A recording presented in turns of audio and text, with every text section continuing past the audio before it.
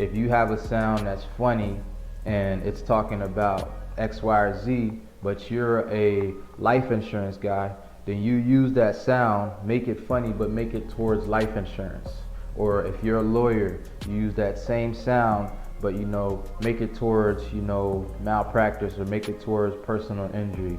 And this has seen big success on Instagram, big success on TikTok, and it's just something that's very entertaining for your audience. If you can find a sound, find an idea that you can, kind of tweak it towards yours, but it's still following within the trend, that's something that's actually helping people grow their social media today. That's a trend that a lot of people are on right now, and they're just basically using trending sounds, trending funny sounds. It could be a trending sound or it could be a funny sound.